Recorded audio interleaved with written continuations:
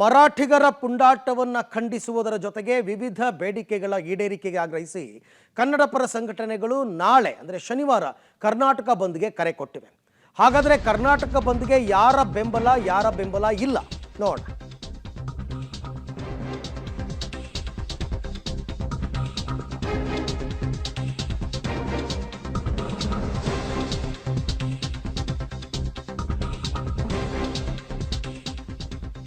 So Karnataka bandh ನಾಳೆ public ಟಿವಿಯಲ್ಲಿ non stop live coverage ಕೂಡ ಇರುತ್ತೆ. ಹಾಗಾದರೆ ನಾಳೆ ಏನಿರುತ್ತೆ ಏನಿರೋದಿಲ್ಲ ಅಂತಕ್ಕಂಥದ್ದು ಒಂದಷ್ಟು ಪ್ರಶ್ನೆಗಳು.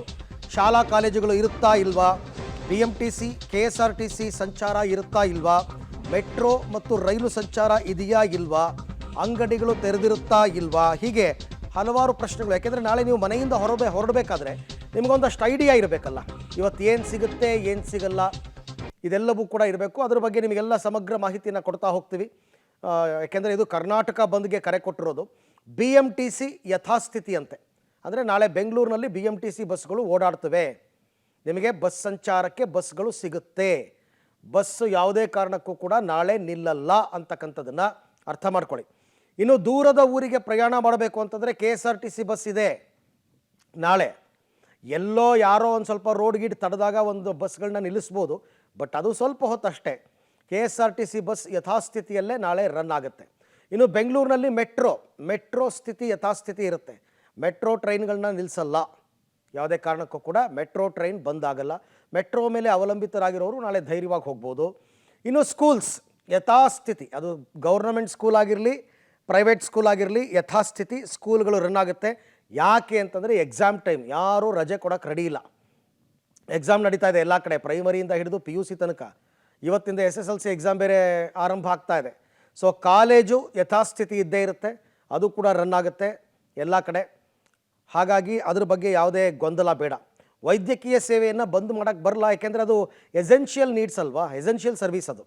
ಹಾಗಾಗಿ ವೈದ್ಯಕೀಯ ಸೇವೆ, ಮೆಡಿಕಲ್ ಸ್ಟೋರು, ಹಾಸ್ಪಿಟಲ್ಲು ಇವೆಲ್ಲವೂ ಕೂಡ ತೆರೆದಿರುತ್ತೆ ನಾಳೆಗೆ. ಆ ವೈದ್ಯಕೀಯ ಸೇವೆ ಆದಮೇಲೆ ಹೋಟೆಲ್ ಅವರು ನಾವು ನೈತಿಕ ಬೆಂಬಲ ಕೊಡ್ತೀವಿ ಅಂತ ಹೇಳಿದ್ದಾರೆ, ಕ್ಲೋಸ್ ಮಾಡಲ್ಲ ಅಂತ. ಹಾಗಾಗಿ ಹೋಟೆಲ್ ನಾಳೆ ಯಥಾಸ್ಥಿತಿಯಲ್ಲಿ ಆಪರೇಟ್ ಆಗುತ್ತೆ, ಇದೆಲ್ಲ ಯಾವುದು ಕೂಡ ಬಂದಿರಲ್ಲ. ರೈಲು ಸಂಚಾರನ ಸ್ಥಗಿತಗೊಳಿಸೋಕ್ಕಾಗಲ್ಲ. ನಾನು ಹೇಳ್ತೀನಿ ಕೇಳಿ, ಏನೋ ಒಂದು 10 ನಿಮಿಷ ನಿಲ್ಲಿಸ್ಬೋದು, ಹೊರಡೋದು ಒಂದು 10 ನಿಮಿಷ ಲೇಟ್ ಆಗ್ಬೋದು, ಬಟ್ ನಿಲ್ಸಕ್ಕೆ ಬರಲ್ಲ. ಹಾಗಾಗಿ ರೈಲು ಸಂಚಾರನೂ ಕೂಡ ಇದ್ದೇ ಇರುತ್ತೆ. ಬೀದಿ ಬದಿ ವ್ಯಾಪಾರ ಇದೆ ನಾಳೆ.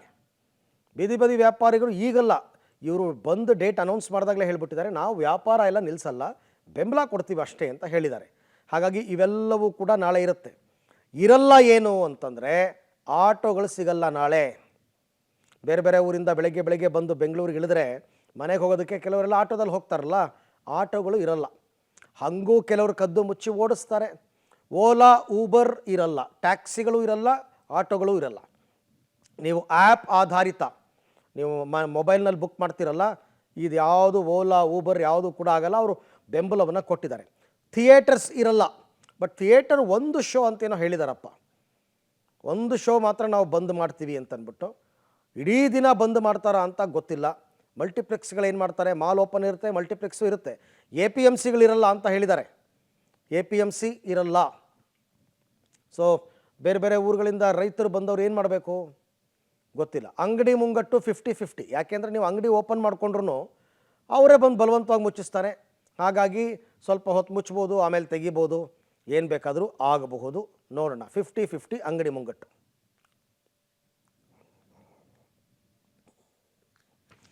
ನೋಡಿ, ಸಾಮಾನ್ಯ ಬೆಂಗಳೂರಿನಲ್ಲಿ ಬಂದ್ ಯಶಸ್ವಿ ಆಗಬೇಕು ಅಂದರೆ ಹೃದಯ ಭಾಗ ಸ್ತಬ್ಧವಾಗಬೇಕು. ಯಾವುದು ಅಂದರೆ ಮೆಜೆಸ್ಟಿಕ್ ಸುತ್ತಮುತ್ತ ಈ ಪೇಟೆಗಳೆಲ್ಲ ಇದೆಯಲ್ಲ, ಈ ಪೇಟೆಗಳೆಲ್ಲ ಮುಚ್ಚುತ್ತವ ನಾಳೆ. ಹಾಗಾದರೆ ನಾಳೆ ಬೆಂಗಳೂರಿನ ಅರ್ಧ ಮೆಜೆಸ್ಟಿಕ್ ಬಂದ್ ಆಗ್ತಾ ಇದೆ. ಹೃದಯ ಭಾಗದಲ್ಲಿ ಬೆಂಬಲ ಸಿಕ್ಕರೆ ಬಂದ್ ಸಕ್ಸಸ್ ಅಂತಲೇ ಅರ್ಥ.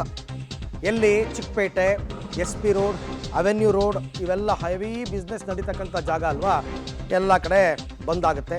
ಈಗಾಗಲೇ ಎಲೆಕ್ಟ್ರಾನಿಕ್ ಅಸೋಸಿಯೇಷನ್ ಅವರು ಬೆಂಬಲ ಕೊಟ್ಟಿದ್ದಾರೆ. SP ರೋಡ್ನಲ್ಲಿರೋ ಎಲೆಕ್ಟ್ರಾನಿಕ್ಸ್ ಅಂಗಡಿಗಳೆಲ್ಲ ಕ್ಲೋಸ್ ಆಗುತ್ತೆ. ಇವತ್ತು ಕೂಡ ಕೆಲ ಸಂಘಟನೆಗಳಿಂದ ಬೆಂಬಲ ಘೋಷಣೆ ಆಗುವ ಸಾಧ್ಯತೆ ಇದೆ. ಅವ್ರು ಹೋಗಿ ಎಲ್ಲರೂ ಕೇಳ್ತಾ ಇದ್ದಾರೆ, ಕನ್ನಡ ಪರ ಸಂಘಟನೆ ಅವ್ರು ಬೆಂಬಲ ಕೊಡಿ ಅಂತ.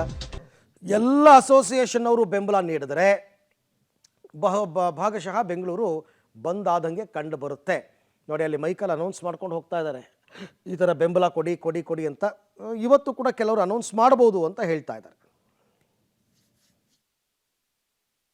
ಶನಿವಾರ 22ನೇ ತಾರೀಕು ಬಂದ್ ಮಾಡೇ ಮಾಡ್ತೀವಿ ಅಂತ ಕನ್ನಡ ಪರ ಸಂಘಟನೆಗಳು ಅಂದರೆ ಕನ್ನಡ ಒಕ್ಕೂಟದ ಸಂಘಟನೆಗಳು ವಾಟಾಳ್ ನಾಗರಾಜ್ ಅವರ ನೇತೃತ್ವದಲ್ಲಿ ಬಂದ್ ಮಾಡ್ತೀವಿ ಅನ್ನುವಂಥದ್ದು. ಅದಕ್ಕೆ ಸಂಬಂಧಪಟ್ಟಂತೆ ಬೆಂಗಳೂರಿನಲ್ಲಿ ಹಲವು ಸಂಘಟನೆಗಳು ಈಗಾಗಲೇ ಬಂದ್ಗೆ ಬೆಂಬಲವನ್ನು ಕೊಟ್ಟಿದ್ದಾವೆ. ಜೊತೆಗೆ ಏನು ಈ ಚಿಕ್ಕಪೇಟೆ ಆಗಿರ್ಬೋದು, ಎಸ್ ಪಿ ರಸ್ತೆ ಆಗಿರ್ಬೋದು, ಅವೆನ್ಯೂ ರಸ್ತೆ ಆಗಿರ್ಬೋದು, ಇಲ್ಲಿ ವ್ಯಾಪಾರಸ್ಥರು ಇರುವಂಥದ್ದು ಮತ್ತು ಬೆಂಗಳೂರಿನ ಹೃದಯ ಭಾಗ ಅಂತ ಹೇಳ್ಬೋದು. ಇಲ್ಲಿ ಸಾವಿರಾರು ಸಂಖ್ಯೆಯಲ್ಲಿ ಶಾಪ್ಗಳಿದ್ದಾವೆ, ವ್ಯಾಪಾರಸ್ಥರಿದ್ದಾರೆ.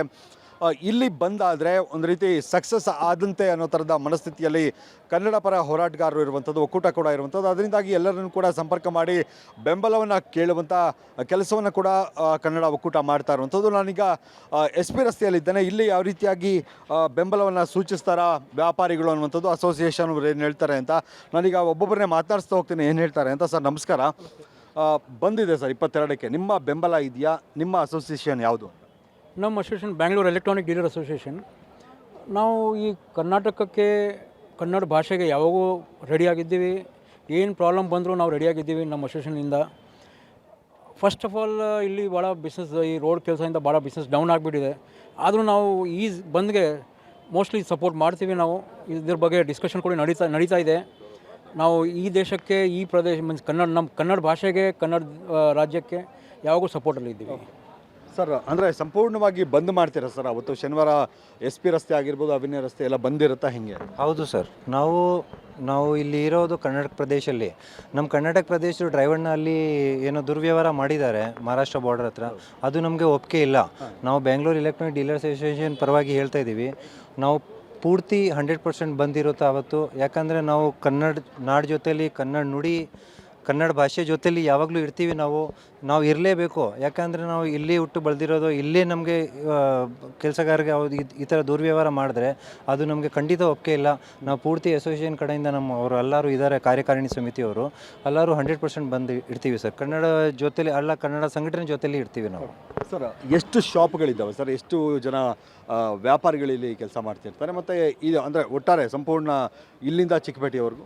ಸರ್ ಇಲ್ಲಿ ಇಡೀ ಎಸ್ ಪಿ ರೋಡಲ್ಲಿ 1250 ಶಾಪ್ಗಳು ಇದೆ. ಪೂರ್ತಿ ನೀವು ಚಿಕ್ಕಪೇಟೆ ಬಿಸ್ನೆಸ್ ಸೆಂಟರ್ ನೋಡಿದ್ರೆ ಕಮ್ಮಿ ಅಂದರೆ ಒಂದು 15ರಿಂದ 20 ಸಾವಿರ ಅಂಗಡಿಗಳು ಇದೆ. ಸೊ 20 ಸಾವಿರ ಅಂಗಡಿನೂ ಬಂದಿದ್ದರೆ ಅದು 100% ಬಂದು ಸಕ್ಸಸ್ ಆಗುತ್ತೆ. ನಮ್ಮದು ಅಸೋಸಿಯೇಷನ್ ಪರವಾಗಿ ನಾವು ಫುಲ್ ಬೆಂಬಲ ಕೊಡ್ತೀವಿ ನಮ್ಮ ಕನ್ನಡ ಅಸೋಸಿಯೇಷನ್ಸ್ಗೆ, ಕನ್ನಡ ಸಂಘಟನೆಗಳಿಗೆ.